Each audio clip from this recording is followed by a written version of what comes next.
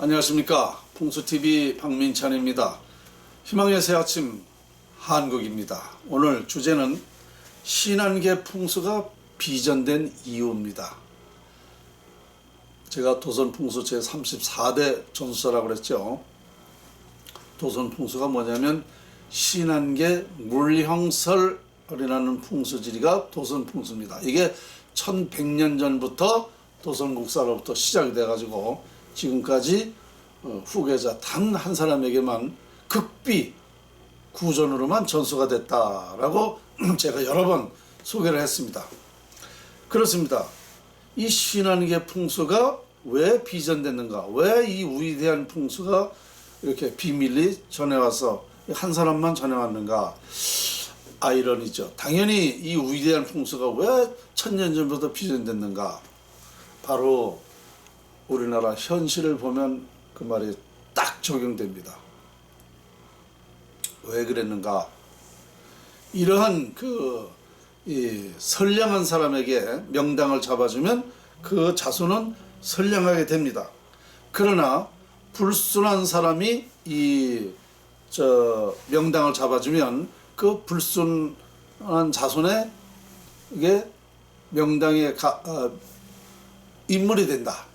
인물이 되면 옛날이나 지금이나 정치를 하죠. 정치를 하면 그 불순한 정치를 한다 이거죠. 백성이 나라가 어떻게 되거나 말거나 나만 오는 정치를 한다. 그래서 이 옛날에 완력시대에서는 이 본 풍수를 공개하지 못하고 후계자 한 사람한테만 이렇게 구전으로만 이렇게 극비 전수가 된 것이다 라고 제가 소개한 바 있습니다. 그 옛날에는 권력과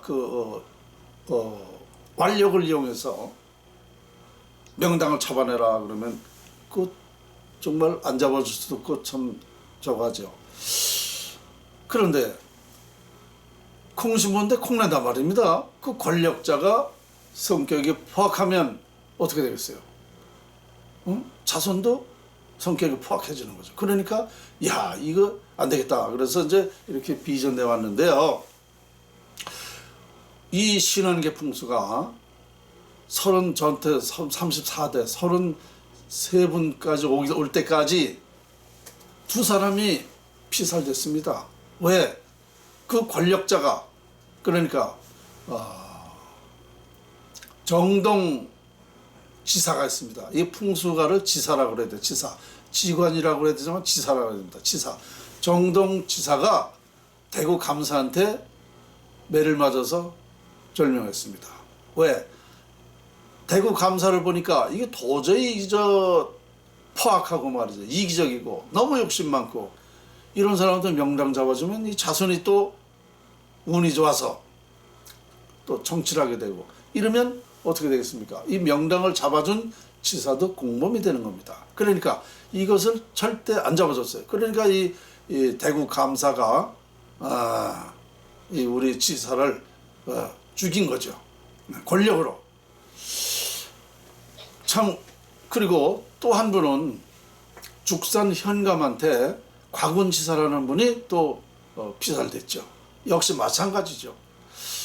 우리 이 선인이 자기 목숨을 당하면서까지 본 풍수를 비전시킨 이유가 바로 미래에 그러한 사람이 나타나면 우리 후손들한테 엄청난 국가의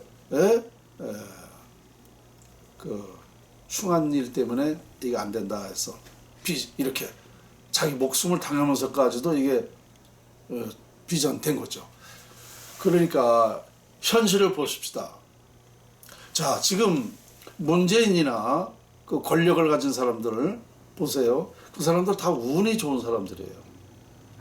그래서 그런 나쁜 사람들한테 이 좋은 운을 가면 안 되기 때문에 비전된 겁니다. 어쨌든 운이 좋을 땐 도덕질도 잘 된다고 그랬어요. 운이 좋을 때는요, 그 개인적으로 하는 일이 잘 되는 거예요. 그래서 그런 사람이 정권을 잡으면 나라가 보세요, 지금. 이래서 이게 비전된 거라니까요. 그리고 이 풍수는 명당은 선량한 사람한테만 잡아주게 돼 있습니다. 왜? 선량한 사람은요, 선량한 마음으로, 선량한 사람은 자손도 선량해도, 그러면 그 인물이 됐을 때에 정치를 하게 되면 선량한 마음으로 정치를 한단 말입니다. 진정한 국가를 위한 박정희 대통령 같은 분, 이승만 대통령 같은 분들이 그런 선량한 마음으로 정말 나라만 생각하고, 박정희 대통령 하루 저녁에 자고 나면은 재떨이에 그냥 담배꽁초가 가득가득 이러는 거 아닙니까? 그 고민을 하면서 연구를 많이 해서 어떻게 하면 이 나라를 살릴 수 있을까? 이런 그 선량한 마음으로 국가를 위한 정치를 했기 때문에 나라가 살렸다 그러는 거 아닙니까? 이승만 대통령도 정말 나라를 위해서 그 선량한 마음으로 정말 우리 초대 대통령, 건국 대통령 아닙니까? 그러니까 나라를 위해서 이렇게 그런 분들에만 명당을 써주는 거예요. 그런 자손들에게만. 안타깝게도 이승만 대통령은 자손이 없고, 또 박정희 대통령은 국립묘지라는 그 흉지에 모셔져 있어서 자손들이 저렇게 됐지만, 어쨌든 이와 같이 그 명당이라는 것은 그런 정말 아름다운 사람들에게만 써주는 겁니다. 그래서 지금 오늘날까지, 오늘날을 보더라도 바로 이런 현실이 될 것 같으니까 이게 1000년 전부터 비전된 것입니다. 참 우리 선인들은 제가 1000번 만번을 생각해도 위대하신 분들이에요. 어떻게 이것을 다 알고 이걸 비전시켜야 된다라고 했을까요? 우리는 그 생각만 하나만 해도 참 우리 성현들은, 신한계 풍수, 특히 이 지사님들은 참 너무너무 존경스러운 거죠. 한번 제가 몇 분을 꼽아 보겠습니다. 제가 여러 번 꼽았는데요. 도선국사, 나홍선사, 무학대사, 정도전, 남사고, 이효림, 성고사, 정동, 이지암, 한필성, 이런 33분에 의해서 이렇게 1000년 전부터, 이것도 책도 아니고 구전으로만 전해왔다는 거, 참 천우신조죠. 참 천만다행이죠. 그래서 이제 34번째 전수받은 저 박민찬이가 이것을 어떻게 했어요? 이것이 세계적인 인류 최초 진리가 된다. 최대 진리가 된다. 최후까지 진리가 된다라고 저는 말을 하고 있습니다. 도선 풍수를 전수받았기 때문에 이런 것을 완벽하게 밝혀냈다라고 지금 확신을 가지고 얘기하지 않습니까? 얼마나 위대합니까? 정말 위대한 일이죠. 저 박민찬이가 자연의 이치를 이제 밝혀내서 위대한 것도 그렇지만, 우리 선인들이 이렇게, 그리고 그 예언에 다 있었죠. 2000년도가 되면 만국할게 남조선이다. 우리 대한민국에서 세계적인 그런 진리를 밝혀낸다라고 되어 있습니다. 그러니 우리 선영들이 얼마나 위대하신 분입니까? 그리고 몇천 년 전부터 해인 금척이라는 것을 보물로 숨겨놨다. 대한민국에. 이걸 제가 찾은 거 아닙니까? 인류의 진리예요. 보물이. 이걸 찾은 거 아닙니까? 그러면 이 신한계 풍수에서 공부를 했기 때문에, 연구를 했기 때문에 이게 찾아진 거예요. 인류가 지금까지 우리 대한민국 수천 년 전부터 이런 해인금척이 있다라는 것은, 숨겨져 있다라는 건 많은 사람이 알고 있어요. 역사적으로 많이 알고 있어요. 그런데 이것을 찾은 사람이 없잖아요. 바로 신한계에서 찾은 겁니다. 신한계 풍수에서 찾은 거예요. 우리 민족이 이거 외에도 정말 왜 어떻게 해서 이렇게 위대한가? 그리고 이 위대하게 된 그 원인은 또 어디 있었는가? 하늘에 이치해 있었다. 하늘에서 내린 땅이기 때문에 우리나라에서 이것을 다 밝혀내게 됐다. 그래서 우리 민족이 위대한 민족이다. 이게 다 하늘의 뜻이었다는 거죠.